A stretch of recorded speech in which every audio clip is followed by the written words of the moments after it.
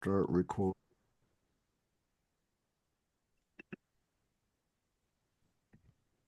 Okay, hey, thanks everybody for joining us tonight. Jeannie and I are very excited that Derek is here with us to take a look at where we're headed in 2025. And bringing that topic up, I'm going to share a little bit about where Here the Watchman's headed in 2025. But first, I need to let you guys know because I get emails like every day. L.A. Marzulli and Peggy Marzulli are absolutely fine. The fires in Malibu did not come that close to their house. They were posting that all their power was out and all of that, which is typical when they have these big brush fires in California. They shut the power grid down. So they're doing great. They're back in action. So that's the update on the Marzullis. I also want to bring up, don't forget the meeting schedule this week or through now through the rest of the year. We will not be hosting a fellowship on Christmas Eve or New Year's Eve. Jeannie and I will be in bed by about 6:30 on New Year's Eve to avoid all the hoopla. But we have right, I think it's the third, second or the third, Dr. Michael Lake. And on the 26th, the day after Christmas, we have Dave Hodges joining us. So we're still there. I will also be dumping because we're traveling. I can get real internet where we're going. I'll be uploading a bunch of Zoom fellowships to our YouTube channel, and I'll send you all the links so you can check those out. So, here the Watchmen will be celebrating our 10th year, believe it or not, of doing all this in 2025.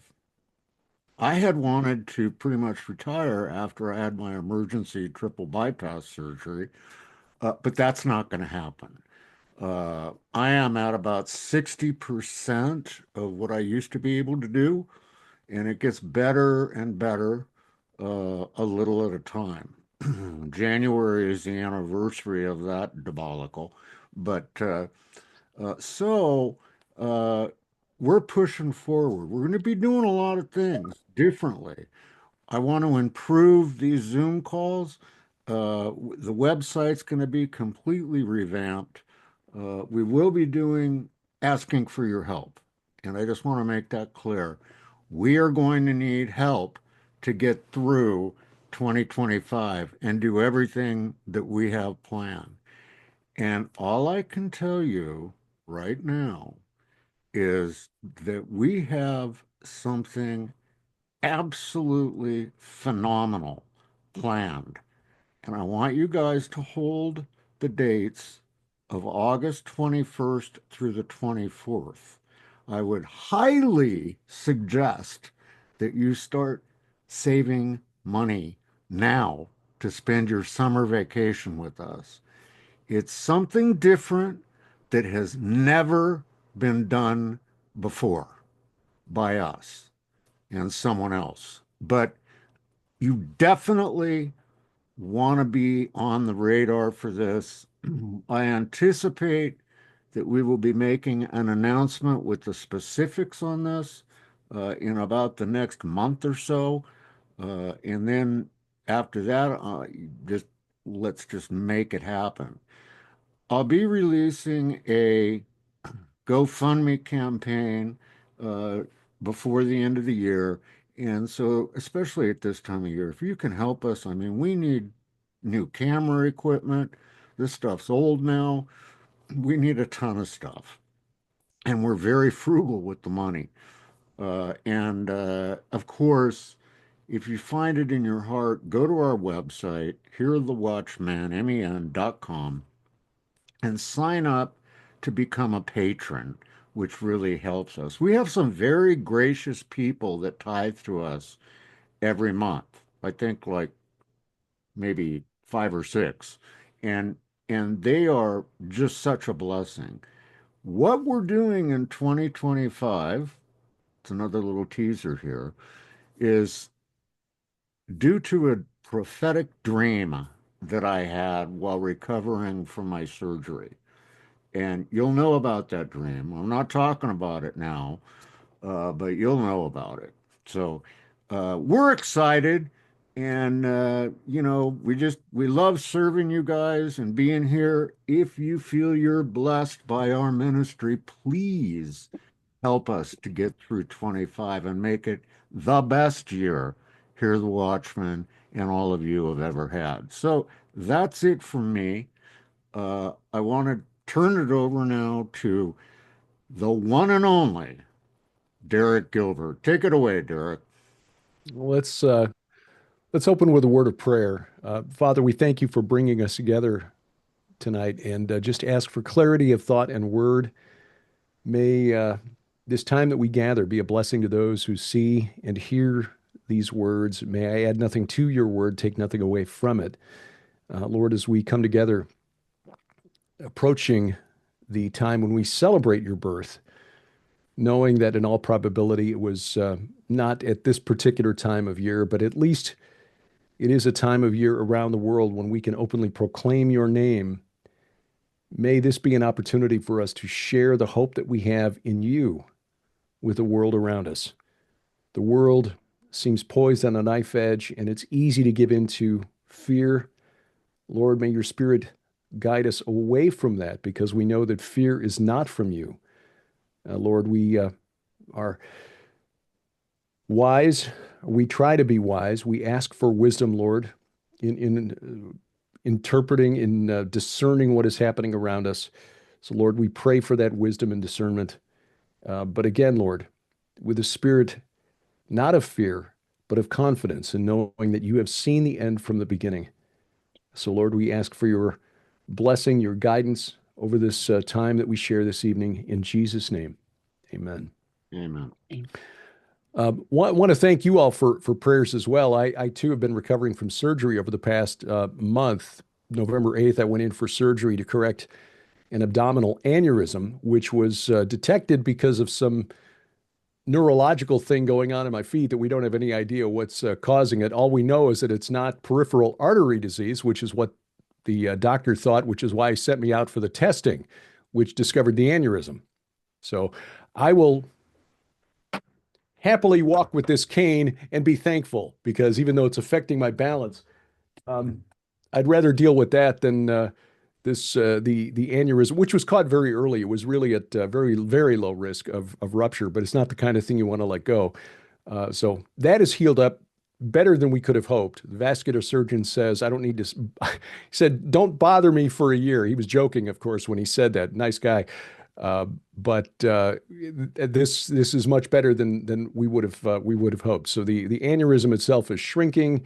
It's amazing what they can do, and amazing that just what 5 weeks ago, 6 weeks ago, he was essentially knitting a tiny little pair of pants inside my arteries. So that is just remarkable, and remarkable in the way the Lord used an unrelated issue that we'll deal with in 2025 that led to the testing that corrected this. So Sharon and I looking forward to a year we think that will be significant in a lot of ways.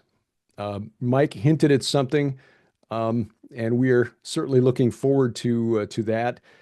We're also looking forward to returning to Israel, God willing, if that situation there, and I'll talk about that in a minute, calms down between now and next October. But whatever lies ahead, we're just looking forward to seeing whatever the Lord has in store. There are a few things in the news that we are looking at for 2025. This is a year that's been pointed to by um, quite a few different governments and for different reasons. Also, talk about some of the spiritual and supernatural things that may be on the horizon for 2025 as well. First, I want to talk about the central bank digital currency, or CBDC. This is similar to cryptocurrency or a blockchain based currency like Bitcoin.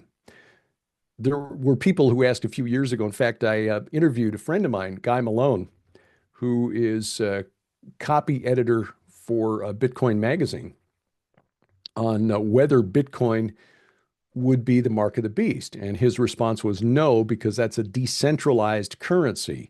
There is no CEO, there's no corporation in control of Bitcoin. It is essentially distributed among anyone who wants to participate in helping run the calculations that verify the transactions.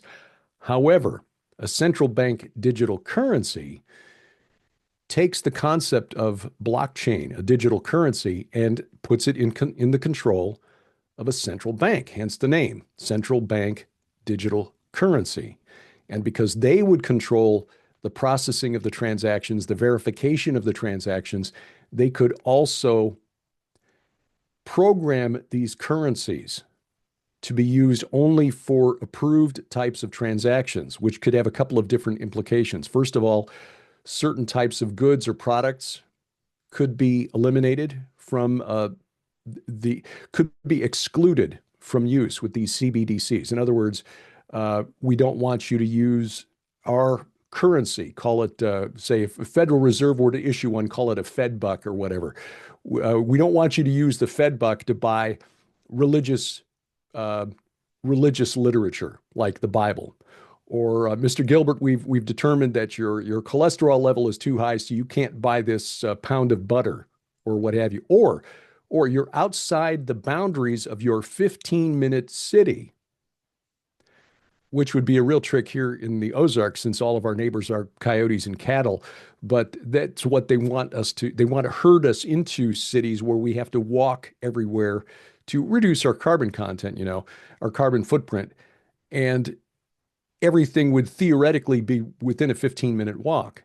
So if you're outside the boundaries, you've obviously been expending unauthorized carbon, and so you can't use your central bank. This is the problem with a central bank digital currency, which is why many conservative politicians here in the United States, including President-elect Trump, are opposed to a Federal Reserve digital currency. But there are a number of central banks that are looking at 2025 as the year to launch a CBDC or at least roll out wide scale or large scale tests. For example, the G7, which are the seven largest Western economies on the world, are leading a test in 2025 of central bank digital currencies. 40 of the world's leading commercial banks, these are banks like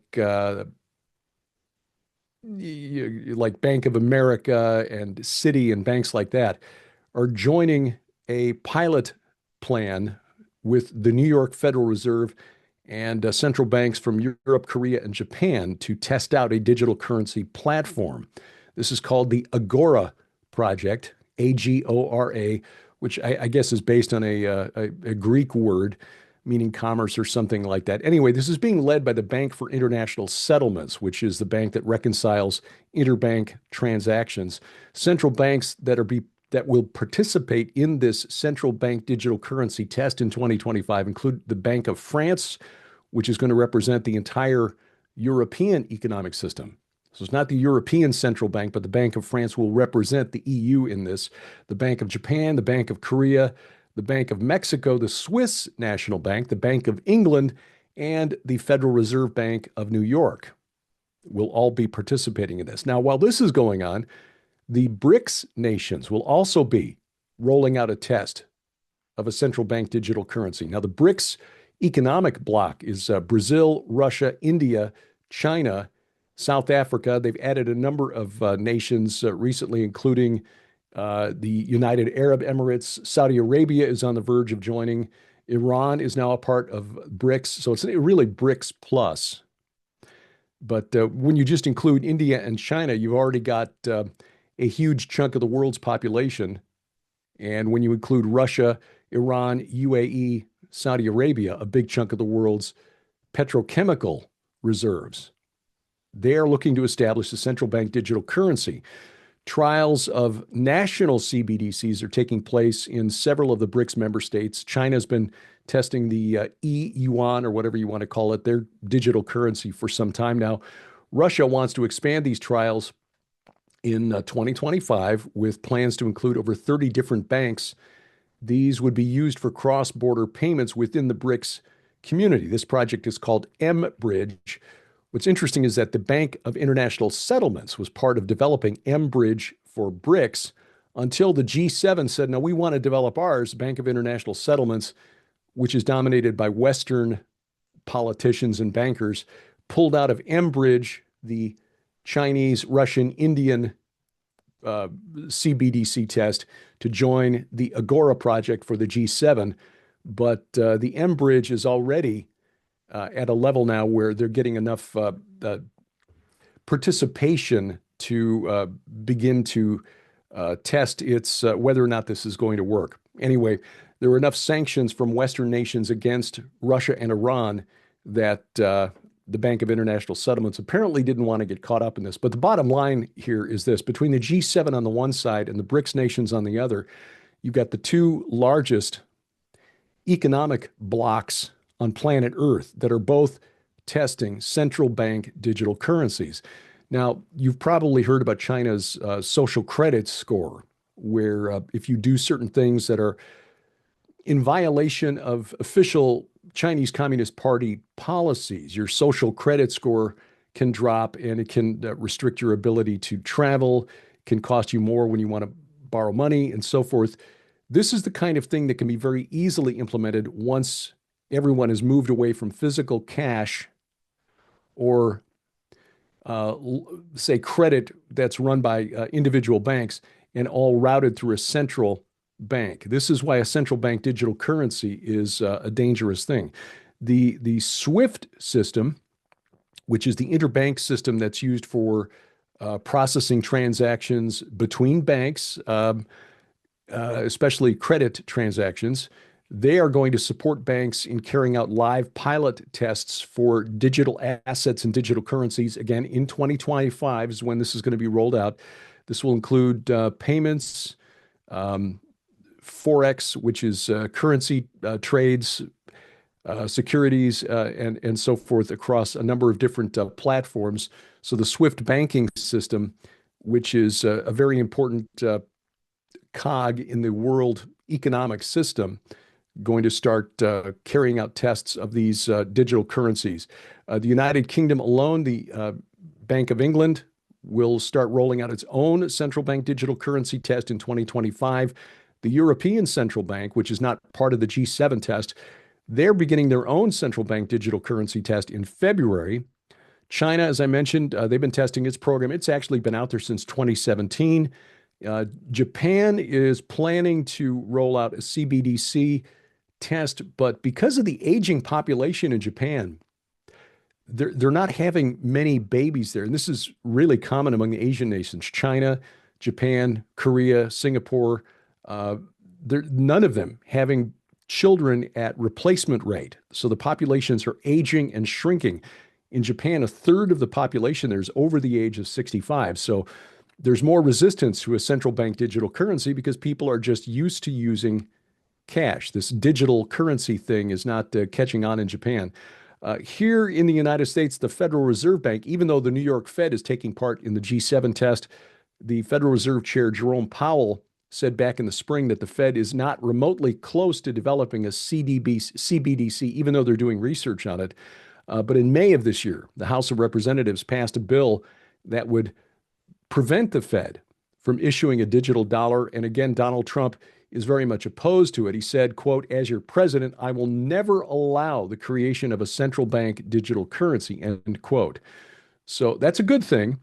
It may mean here in the United States, we've got until 2028 or 2029 before we have to worry about a CBDC.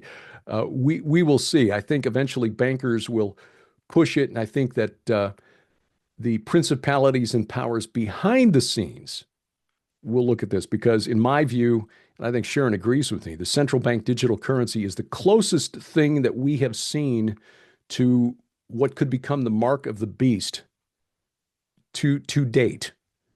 Because if you're forced to use a digital currency without which you cannot buy or sell, and then it can be programmed to force you into certain behaviors in order to buy or sell, that again is pretty much what the mark of the beast looks like. So again, 2025, an important year for a number of different tests of the CBDC around the world, both the G7 and the BRICS nations rolling out tests of that digital currency. Another thing to watch in the new year, we've already seen some news articles about this, a possible next pandemic. I know we kind of had enough of this and of a medical dictatorship with the pandemic that we've been through in the last 4 years. But we already saw just within the last couple of weeks a disease in the Democratic Republic of Congo that was referred to as the Asia Center, or excuse me, the Africa Center for Disease Control, as Disease X. Now, this is significant because that was the title of a disease, a hypothetical disease, used in a test that was run at Johns Hopkins University, a tabletop exercise before COVID-19 got onto the world stage. So the fact that this bureaucracy, this health bureaucracy in Africa referred to this disease in Congo as Disease X, I think was deliberate.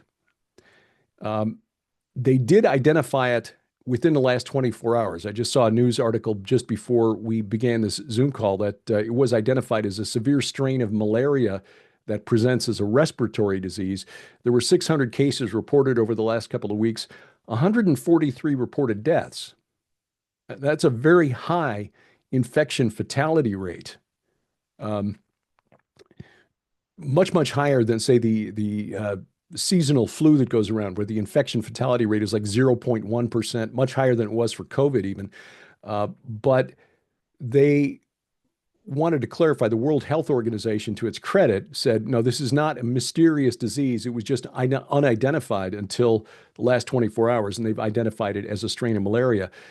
The reason it was so deadly is mainly because many of the children who died of this infection were severely malnourished, which is sadly all too common in parts of Africa. Now, in Uganda, there's another disease that's broken out called dinga, which causes uncontrollable shaking that's like involuntary dancing, some referring it to a dancing disease, about 300 cases so far. Again, not a public health emergency yet, but the reason I bring this up is because the World Health Organization, kind of under the radar this past year, 2024, got amendments passed to the International Health Regulations, which is a treaty most of the nations of the world have signed on to, including the United States. And these amendments to the IHR mean that beginning in May of 2025, when the World Health Organization declares a public health emergency of international concern, or a PHIC for short, they essentially, if nations abide by the treaty, this international health regulations, the World Health Organization basically becomes a global government.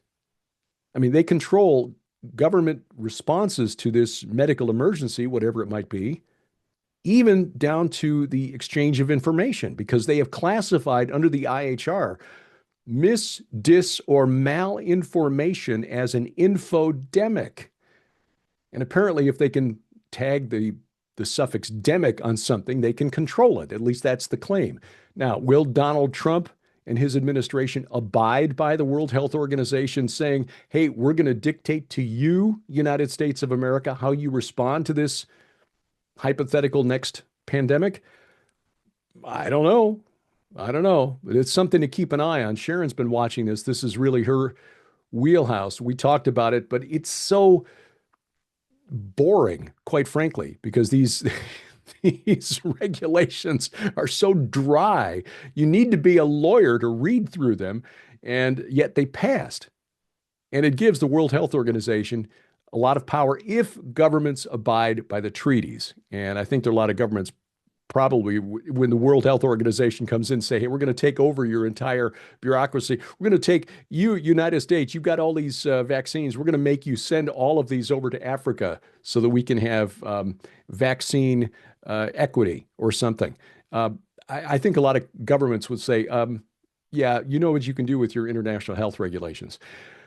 Another area that we're going to watch in 2025, of course, is the Middle East, which is being reshaped in front of our eyes.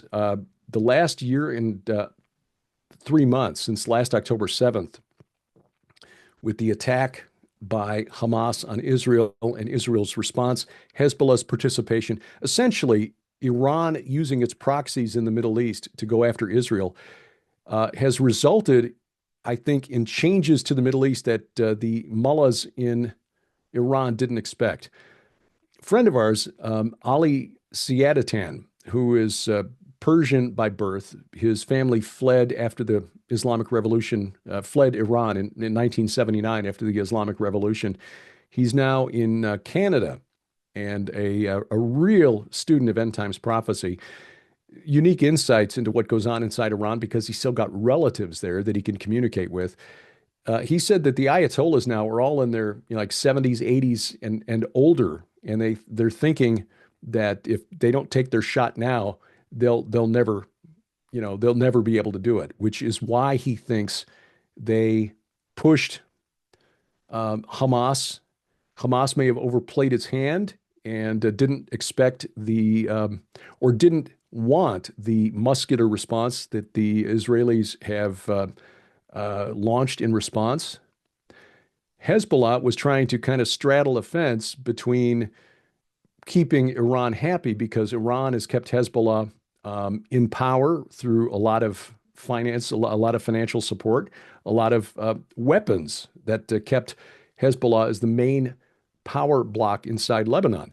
But on the other hand, Hezbollah didn't want to be demolished the way it has been by Israel. So on the one hand, they were trying to keep Iran happy, keep the money, keep the weapons flowing without going too far and making the rest of the power groups inside Lebanon, Sunni Muslims, Christians, Druze, and so on, angry to basically having the rest of the people of Lebanon turn on Hezbollah. And there's been some evidence that has happened.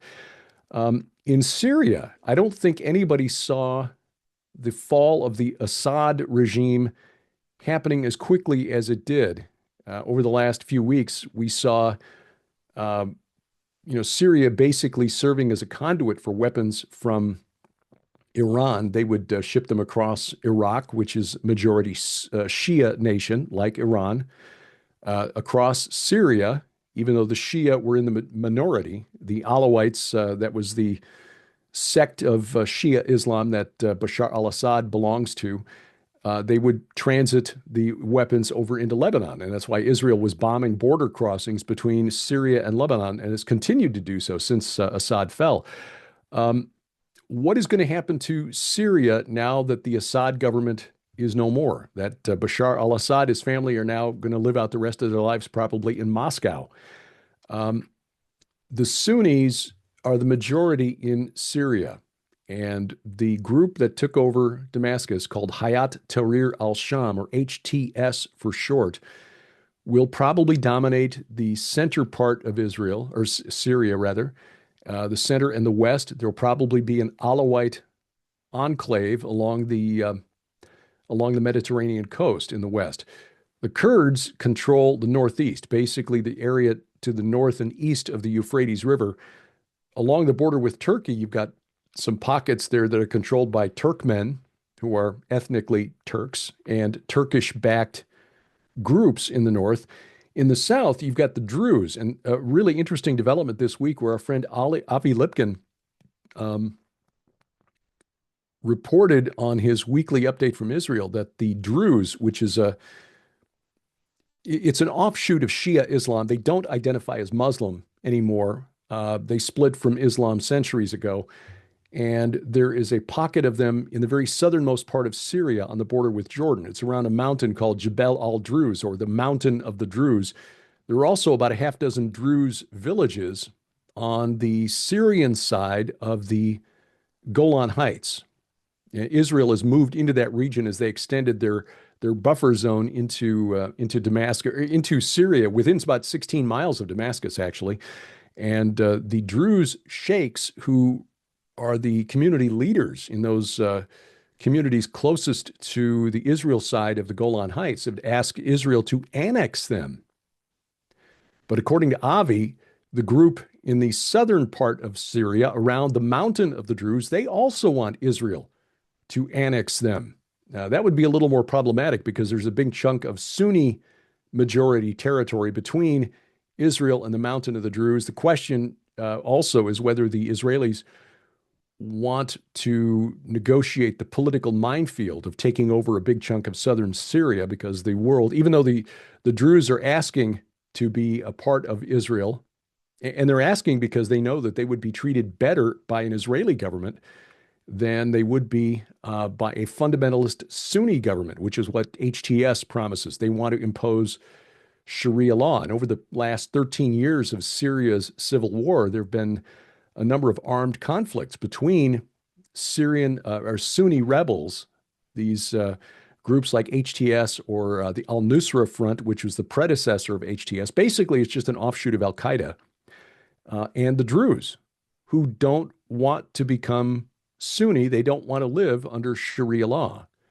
And many of the Druze, especially the ones near the border with Israel, have family on the other side, on the Israeli side of the border. They got separated when Israel captured the Golan Heights from Syria back in 1967.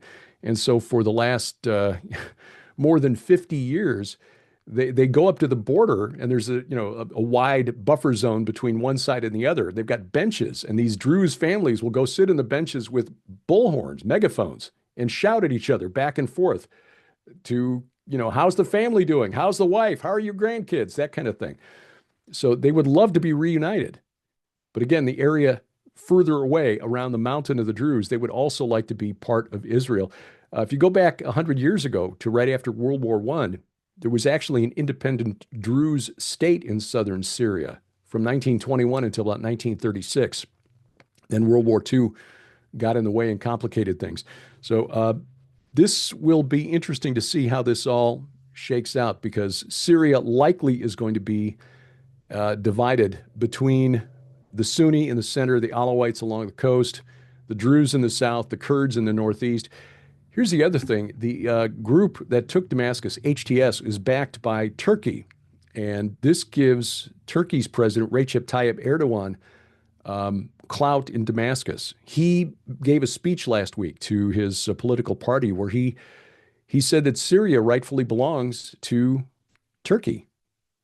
And, until World War I, it did.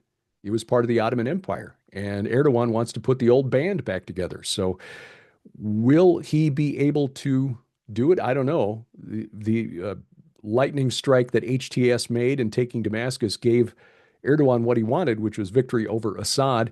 And in fact, his head of intelligence, the Turkish intelligence agency, which is called MIT, basically their equivalent of the CIA, was seen in Damascus, being shuttled around in Damascus by the leader of the rebel group HTS, Abu Muhammad al-Jawlani, basically acting as the personal chauffeur for Erdogan's chief of intelligence. So will Turkey become the main power player in Syria? It's hard to say. Yes, the HTS rebels are Sunni Muslim, just like the Turks, but there's also a lot of ethnic tension there. The Turks and the Arabs and the Kurds and the Kurds and the Turks and all of them and the Persians, the Iranians, don't like each other, and they all hate the Jews, the Israelis. So there are a lot of moving parts, and none of them particularly like the Druze except the Israelis. So there are a lot of moving parts in Syria, and how this all shakes out is still unclear at this point. Israel has got an interesting year ahead because Netanyahu is facing the same kind of lawfare that Donald Trump was dealing with. And you may have heard the news today that the racketeering charges against Trump and his colleagues in Georgia were basically eliminated today by an appeals court that said that the Fulton County District Attorney Fani Willis has to be disqualified from prosecuting the case because she was giving speeches in various places, including churches, about how guilty Trump was. And so this appeals court said you can't do that as a prosecutor. You're supposed to basically you're supposed to be upholding justice. You're not supposed to be a hired gun for one political party. And not only did they disqualify her, they disqualified all of her subordinates, which means that it's a case with no prosecutors right now. So all of Trump's legal cases basically have evaporated in the last couple of weeks. Netanyahu, not so fortunate. He is still facing prosecution for just what our friends in Israel tell us, just stupid charges, basically the same kind of thing that Trump was facing. But will he survive politically once the war settles down and Israel goes back to the polls? Don't know. His poll numbers have been better of late, especially after Hezbollah basically collapsed and Hamas is now down to just a few pinprick, drone launches on a daily basis. It's not like it was a few months ago, where every day we were seeing, dozens or even hundreds of missiles and drones being launched into Israel from Hezbollah and from Hamas. So, with the change in the situation and the fall of the Assad regime is also a major change because now the Sunnis are not inclined to help Iran send weapons to another Shia group, Hezbollah. So Iran has lost the ability to ship weapons to Hezbollah. So Netanyahu looking better. Hamas is all but dead. Hezbollah, a major blow with the collapse of the Assad regime. The big question right now, according to our friends in Israel, will Israel launch a preemptive strike on Iran's nuclear sites, or will Trump do it? Or will it even be necessary? That's one of the questions that will need to be addressed in 2025. Don't know the answer to that. Travel to Israel in 2025. We're planning to go in October, God willing, but from the United States, it's a little problematic right now because the three main airlines that served Israel, American, United, Delta, they're not flying to Israel right now. Even though things have calmed down and the Israeli government says, look, Ben Gurion Airport is safe. When there's a threat, we close the airport, but there are flights going in and out of Ben Gurion on a daily basis. But all three major American airlines, U.S. airlines, have suspended flights at least until April, and United hasn't even announced when it will resume flights to Israel. Senator Ted Cruz wants an investigation because he thinks Biden's State Department, was pressuring the FAA to pressure the airlines not to fly to Ben Gurion. So that will be interesting. Cruz is accusing the Biden State Department of engaging in a politically motivated boycott of Israel. So we will see. I think things are going to ease up as we get into the spring in Israel, but take that with a grain of salt. I didn't think Vladimir Putin was going to invade Ukraine when he did a couple of years ago. So, I don't have the greatest track record when it comes to political prognostication. Iran, again, its plan to use proxies to attack Israel has backfired. The Ayatollahs there played their hand, and it may result in revolution in Iran. Younger people in Iran are not happy with the old men who are running their country.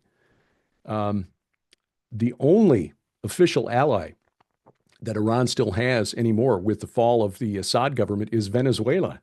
So it's proxies, Hezbollah, more or less demolished, Hamas, more or less demolished. Basically, they're down to the Houthis in Yemen, and that's not a lot when it comes to, they can launch a missile or two, and there's no, I don't want to downplay the danger that those missiles can cause because they have killed people, but it's not like what Israel was facing even a year ago with the threat of Hezbollah in the north and Hamas in the south.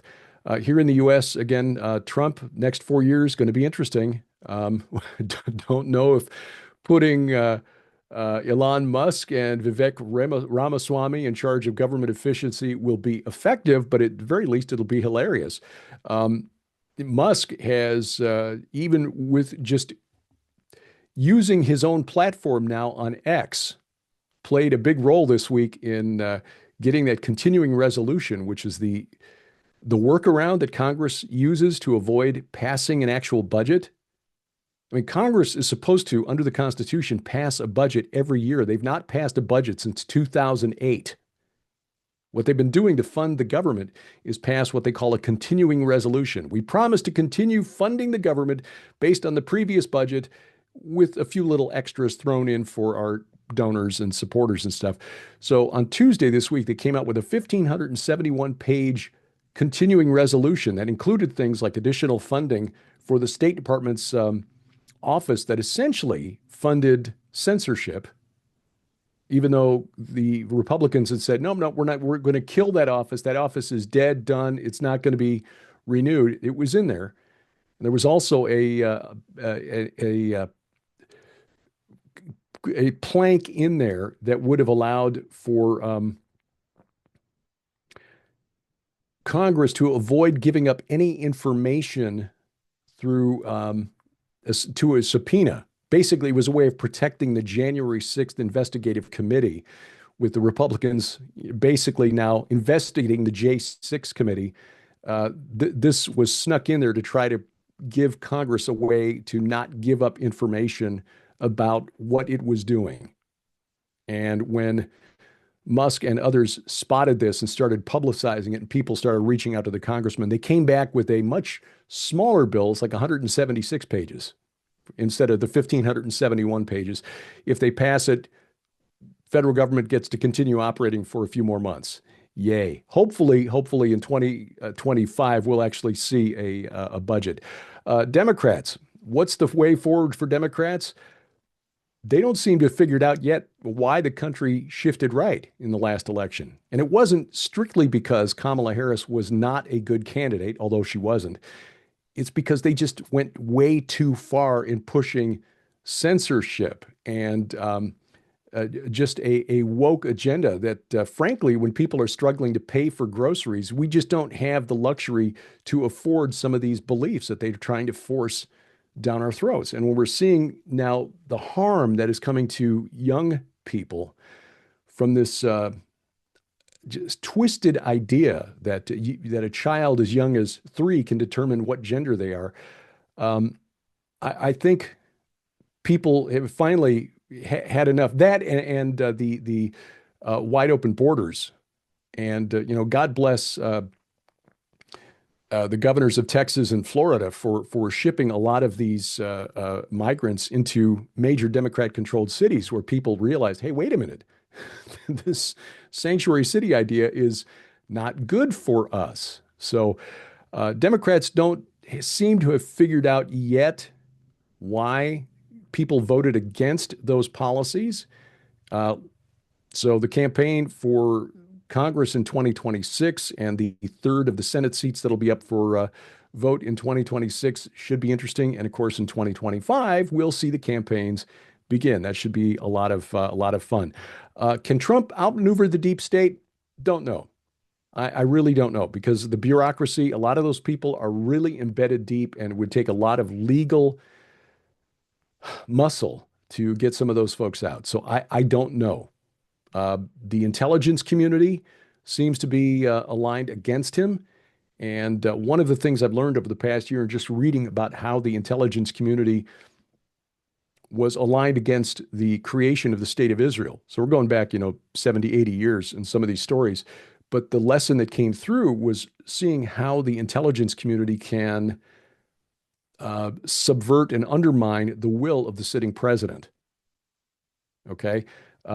FDR, Harry S. Truman, Dwight Eisenhower, Ronald Reagan didn't know a lot of the things that the intelligence communities were, their intelligence chiefs and the intelligence agencies were doing behind their back to subvert what they wanted to accomplish. So will Donald Trump be able to outmaneuver and regain some of the power of to enact the will of the people from the intelligence communities?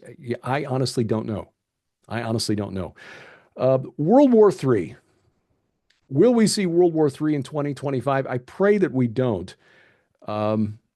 This past week, we saw Ukraine take responsibility for assassinating a top Russian general in Moscow. I mean, in Moscow.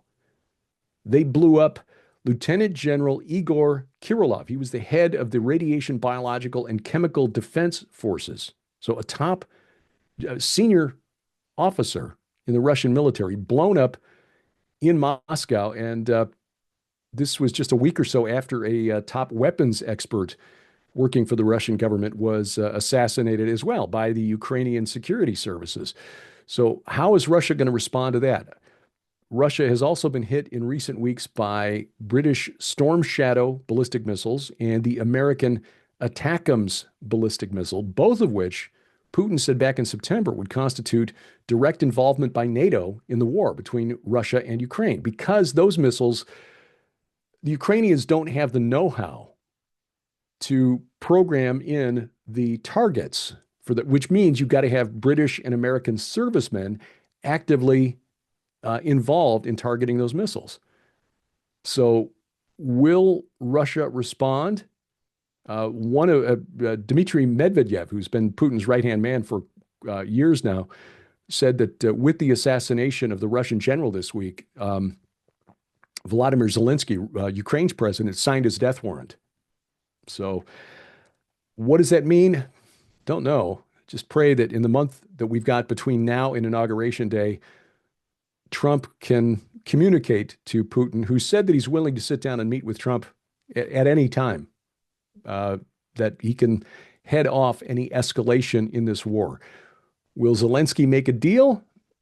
He doesn't have a lot of incentive to, because a lot of the people in Ukraine who are firmly committed to the war will push him hard to keep this going until they run out of men. It is tragic what's happening to Ukraine, whose population of men over the age of 25 is being absolutely gutted by this war.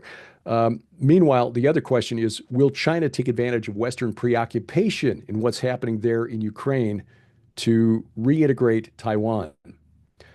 I've read a number of stories about how American think tanks have war-gamed the defense of Taiwan. If China were to decide it's going to invade, can the United States actually defend Taiwan? And we Americans would love to think, yes, we can do it. We're America. We could, but the fact is, our supply lines are so long between here and Taiwan that if we tried to do it, it would be a real bloody affair, and there's no guarantee that we'd be able to successfully defend the island of Taiwan. I think China would rather do it without blowing anything up, because much of the world's semiconductor industry is based in Taiwan. And that is really key, especially as artificial intelligence and the need for data centers grows. So we need more of those chips. China would like to control them, not destroy them. So that said, the fact is that China's demographics are trending the wrong way. I mentioned before that many of the Asian nations are not having enough children to keep their populations up. China, even their own research shows that by the end of the 21st century, so by the year 2100, China's population will drop from about 1.4 billion down to anywhere between 580 and 750 million.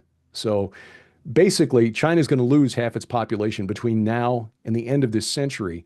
And that means that the people that they do have will be getting older, which means their supply of young military age men is shrinking. So if China is going to do this, it will probably be sooner rather than later. So 2025 may be a year where China, again, tries to take advantage of America's and NATO's preoccupation with what's happening between Ukraine and Russia to try to reintegrate Taiwan.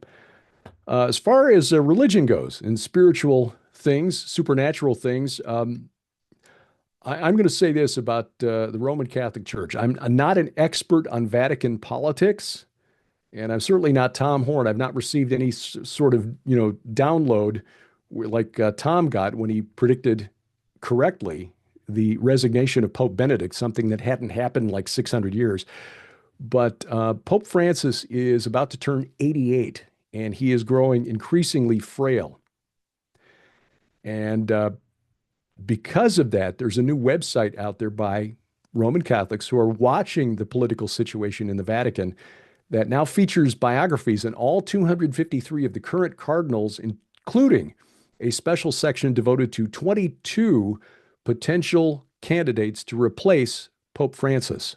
So I predict in 2025, there's a good chance that Pope Francis will go on to his eternal reward, whatever that may be, and that we will see a new pope. That is relevant mainly because the Roman Catholic Church is the largest denomination of people who identify as Christian on planet Earth. And so the Vatican has some influence over what used to be called Christendom. So that's something to watch for in 2025. I will also add this 2025, in October, we will see, as we do every fall, the Jewish Feast of Tabernacles, or Sukkot. And when Tom Horn wrote the book, The Wormwood Prophecy, we recorded some programs on this at Skywatch TV several years ago. This was still in the old studio. We were talking about the arrival of asteroid Apophis on April 13th of 2029. This is the asteroid that's going to pass so close to Earth it'll be actually inside the orbits of some of our satellites. While we were recording this, I thought, okay, that's April 13th. That's during the spring feast, Passover, and I know that the lunar calendars, the Jewish feast, basically there are two main festivals. There's Passover in the spring, and the Feast of Unleavened Bread, and then the Feast of Tabernacles, which was the major feast that was in the fall, 6 months apart. So I did some quick math and looked on a calendar and found that October 13th of 2025 is the seventh day, the final day of Sukkot, the Feast of Tabernacles. Now, this is interesting because the Feast of Tabernacles over the 7 days, according to the order given to Moses by God in the book of Numbers, they were to slaughter 70 bulls over the course of the 7 days, 13 on day 1, 12 on day 2, 11 on day 3, and so on. 70 in the ancient Near East, not just for the Israelites, but in all of the ancient Near East, that number was symbolic. It was not the product of 7 times 10. It was a number that meant all of them, the complete set, not one left out. So the 70 bulls represented the gods of the nations, the small g gods, the fallen angels who ruled the nations from which God was rescuing his people Israel. So as Tom was saying during this program, there are some who believe that the arrival of wormwood, which he equated with asteroid Apophis in October, or rather April of 2029, there are some who believe that this would mark the midpoint of the 7-year Great Tribulation period. Okay, if that's true, you back up 3.5 years, and the beginning of the 7-year Great Tribulation, if you are a pre-trib believer, would fall on October 13th of 2025, the end of the most important feast in the Jewish calendar, representing God rescuing the people of Israel, his followers, from the gods, the fallen angels that rule the rest of the world, all the other nations of the world. So, will that happen on October 13th of 2025? Have no idea. But it's just one more thing to watch for in what is sure to be a fascinating, fascinating year. Now, if any of this is leaving you feeling anxious or disquieted, I just remind you of something Sharon reminds me of every time I get too caught up in the politics. Psalm 2, Derek, Psalm 2. Why do the nations rage and the peoples plot in vain? The kings of the earth set themselves and the rulers take counsel together against the Lord and against his anointed, against his Messiah, saying, let us burst their bonds apart and cast away their cords from us. He who sits in the heavens laughs. The Lord holds them in derision. Then he will speak to them in his wrath and terrify them in his fury, saying, as for me, I have set my king on Zion, my holy hill. So when you start feeling anxious at what the neocons of the World Health Organization or the World Economic Forum is doing or the United Nations, just remember these clowns think they're winning, but he who sits in the heavens laughs. The Lord holds them in derision. Be at peace. May you have a Merry Christmas and a blessed New Year. Wow, Derek, thank you so much. I mean, it's always a pleasure to hear you break things down. Uh, your mind is a scary place to me. How you collect, how you can even keep track of what's going on in the Middle East in your mind is beyond me. There was a couple of questions uh, Okay. that I want to ask, and we just have time. I'll go because she's the first person that raised her hand. I'll go to tomorrow, but first, before that, uh, a couple of people in the chat asked about the real ID and traveling. It's my understanding from the research that I've looked into is that they will be, unless they extend it for the upteenth time, they will be making it a requirement in May of 2025. However, they won't begin enforcement of that for 6 to 12 months afterwards. So there's like a grace period. Do you know or have heard anything about that real ID issue? No, I know they've been kicking the can down the road again and again. I know that here in the state of Missouri, we had to, when we renewed our driver's licenses, they were Real ID compliant. So we're already part of that system. Okay, that answers the question. Tomorrow. Thank you so much. I'll keep it very brief. I just wanted to say thank you so much to Mike and Jeannie for hosting these. They're always such a blessing. And Derek, thank you so much for tonight.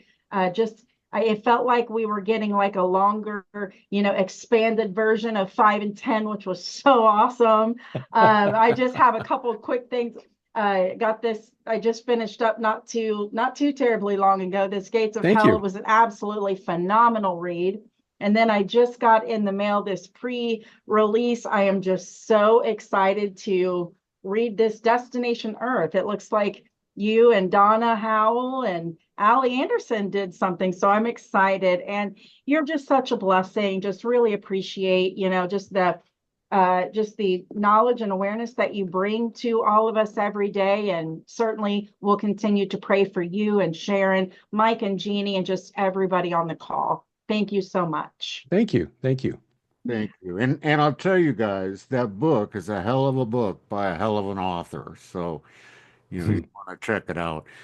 So listen, that's going to wrap it up. Again, Derek, thank you so much for taking time out of your evening and spending it with us. And at the risk, you guys, of inciting a full-blown riot right now, I want to wish you all a very Merry Christmas. And we will see you on the 26th from California. We'll be in Newport Beach. And then we will see you again right after the new year. So God bless each and every one of you. Thank you for everything that you all do and participating in our fellowship. So we will see you again soon on a Hear the Watchman Zoom fellowship. Good night. Thank you. Thank you, everyone. Thank you, Derek. That was amazing. Great You're very job. gracious. God bless you. Merry Christmas. Merry Christmas.